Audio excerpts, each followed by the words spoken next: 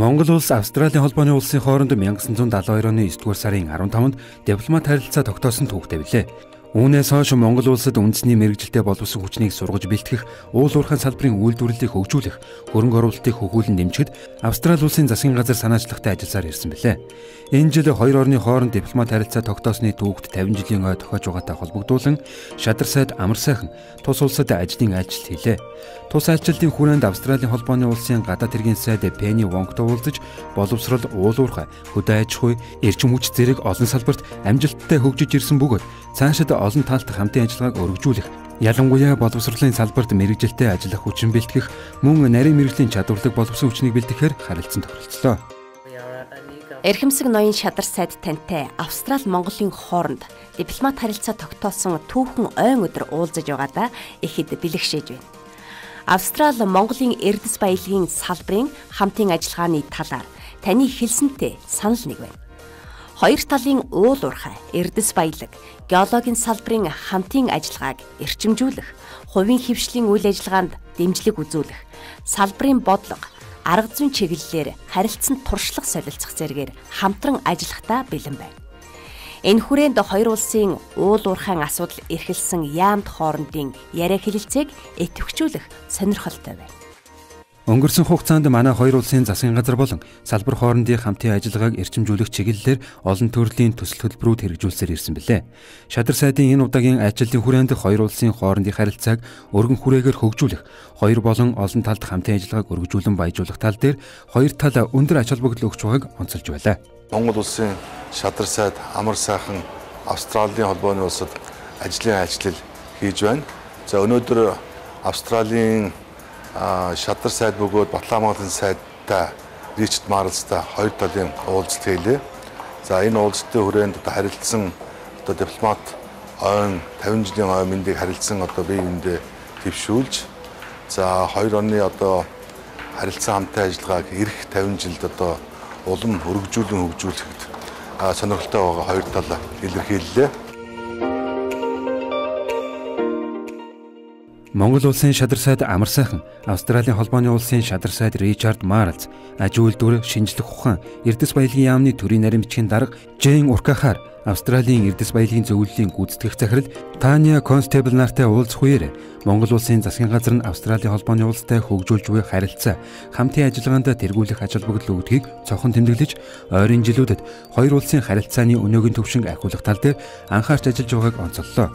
Улмаар өндөр дээд түвшний харилцан айлчлалын давтамжийг нэмэгдүүлэх, боловсрол, уул уурхай, эрчим хүч, хөдөө аж ахуй, батлан хамгаалах, онцгой байдал зэрэг олон салбарт хоёр талын харилцаа, хамтын ажиллагааг идэвхжүүлэх, гүнзгийрүүлэн хөгжүүлэхэд Монгол улсын засгийн газар онцгой анхаарч байгааг мэдэгдлээ. Өнгөрсөн хугацаанд манай хоёр улсын засгийн газрын хооронд болон салбар хоорондын хамтын ажиллагааг эрчимжүүлэх чиглэлээр олон төрлийн төсөл хөтөлбөрүүд хэрэгжүүлж ирсэн. Цаашдаа хоёр улсын хоёр талт болон олон талт хамтын ажиллагааг шин шатанд гаргах, өргөн агуулгаар өргөжүүлэн баяжуулахад хоёр тал өндөр ач холбогдол өгч байгаа. Ялангуяа манай хоёр улсын хувьд болвол бас ижил төстэй эдийн засгийн бүтцүүд байж байна. Өөрөөр хэлэх юм бол уул уурхай, аялал жуулчлал, хөдөө аж ахуй, за нөгөө талдаа бол бас ардчил, хүний эрх, үнэт зүйл ингээд бас хаана нийгэм эдийн засаг улс төрийн агуулгаараа за мөн бусад салбарт ч гэсэн үйл ажиллагаагаа эрчимжүүлэх зайлшгүй шаардлага байна.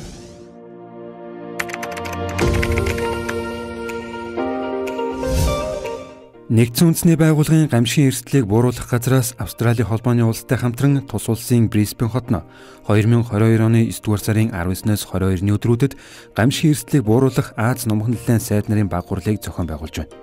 Энэхүү багварлалд Монгол улсын Шадар сайд тэргүүтээ онцгой байдлын байгууллага, нийслэлийн иргэдийн төлөөлөгчдийн хурлын дарга Бат Баясгалан болон Орхон аймгийн удирдлага, Монголын улаан загалмай нийгэмлэг, Дэлхийн зүүн Монгол олон улсын байгууллага зэргээс төлөөлөгчд оролцож байна.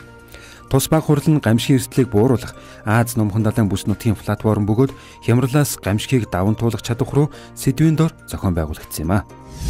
These damage and loss caused by nature and climatic change, environmental degradation and human induced adverse effects. Эрхэм зочид төлөөлөгчдөө Синдагийн үйл ажиллагааны хүрээ баримт бичиг батлагдсанаас хойш гамшигын эрсдлийг бууруулах бүс нутгийн платформ болох Аз номхон далайн орнуудын сайд нарын баг хурлаар бид 3 таа чуулж байна. Шинэ Дели хотноо 2016 онд зохион байгуулсан гамшигын эрсдлийг бууруулах Азийн сайд нарын баг хурлаар баталсан гамшигын эрсдлийг бууруулах чиглэлээр 2015-аас 2030 онд авч хэрэгжүүлэх Синдагийн үйл ажиллагааны хүрээ баримт бичгийг хэрэгжүүлэх Азийн бүсийн төлөвлөгөөнд гамшигын эрсдлийг бууруулах замын зураглалаа тодорхойлсон билээ. Улаанбаатар хотноо 2018 онд гамшигын эрсдлээс урьдчилан сэргийлснээр тогтвортой хөгжлийг хамгаалах сэдвийн хүрээнд хуралдсан гамшигын эрсдлийг бууруулах Азийн сайд нарын баг хурлаас бүс нутгийн 2018-аас 2020 онд хэрэгжүүлэх арга хэмжээний төлөвлөгөөгөө батлан хэрэгжүүлсэн. Уур амьсгалын өөрчлөлтийн нөлөөгөөр байгалийн гамшигын эрсдэл нийлмэл болон угсарсан дагалдах хэлбэрээр тохиолдох нөхцөл байдал нэмэгдэж байгаатай холбоотойгоор тус хугацаанд бүс нутгийн орнууд эрсдлийг бууруулах, засаглалыг бэхжүүлэх үйл явцаа тогтвортой хөгжлийг хангах арга хэмжээтэй уялдуулах чиглэлээр онцгойлон анхаарсан.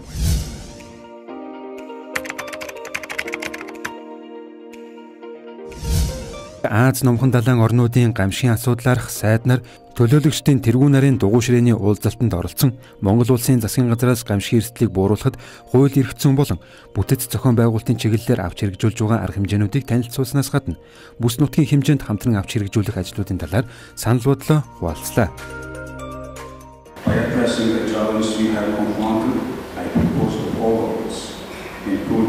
Учирч буй гамшиг аюулт үзэгдэл ослыг даван туулахад бид нэлээдгүй сорил бэрхшээлтэй тулгарч байна.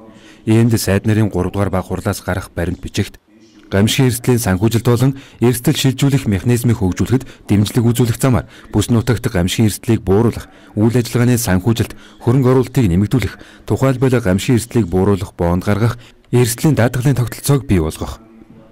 Зуд ган зэрэг удаа орнолтой гамшигыг тэсвэрлэх олон нийтийн чадварыг баттгах үүднээс уур амьсгалын өөрчлөлтөөс үзүүлэх нөлөө уур амьсгалын гаралтай гамшигаас урьдчилан сэргийлэн сэрэмжлүүлэх арга хэмжээнд шинжлэх ухаан, технологийн ололтуудыг ашиглах.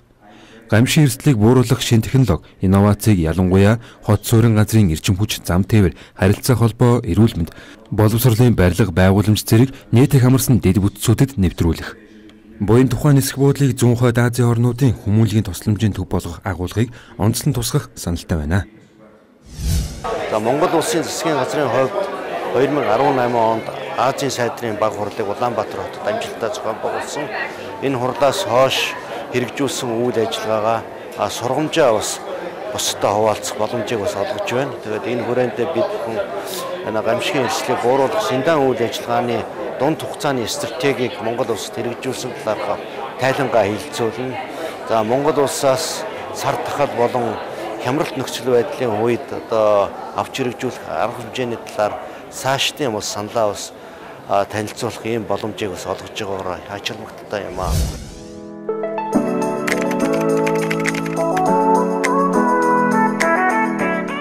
Монгол улсын шадар сайд Амар сайхан гамшигын эрсдлийг бууруулах сайд нарын баг хуралд оролцох үеэр нэгдсэн үндэсний байгууллагын ерөнхий нэрмэтчийн даргын гамшигын эрсдлийг бууруулах асуудлаар тусгай төлөөлөгч хадагтай Мами Мизуторитэй уулзах үе Монгол улсын засгийн газрын хэрэгжүүлж байгаа гамшигын эрсдлийг бууруулах үйл ажиллагааг өндөр үнэлж улс төрийн манлайлал өндөр буугаа онцлон тэмдэглэлээ.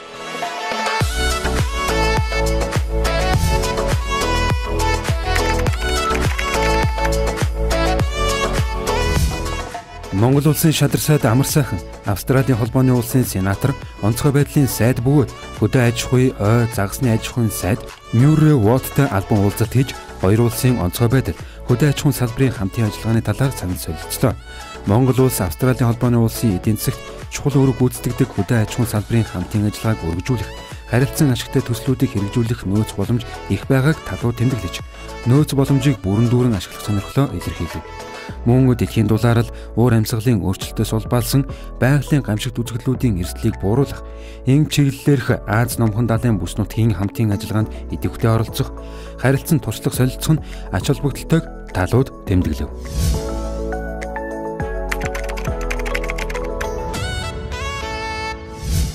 Монгол улсын шадар сайд Амар сайхан Австралийн холбооны улсад хийж буй айлчлалынхаа хүрээнд Rio Tinto компани Австралиг хариуцсан гүйцэтгэх захирал Келли Паркертэй Rio Tinto компани төв байранд уулзлаа. Уулзалтаар талууд Монгол улсын засгийн газар, Rio Tinto компани хамтран оюутлогоо төслийн далдуурхан бүтээн байгуулалтын ажлыг амжилттай хэрэгжүүлж байгаад сэтгэл хангалуун байгаагаа илэрхийлж, цаашид төслийн хүрээнд харилцан ашигтай, нээлттэй, урт хугацааны хамтын ажиллагааг өргөжүүлэн хөгжүүлэхийн төлөө үргэлжлүүлэн ажиллахаа нотоллоо.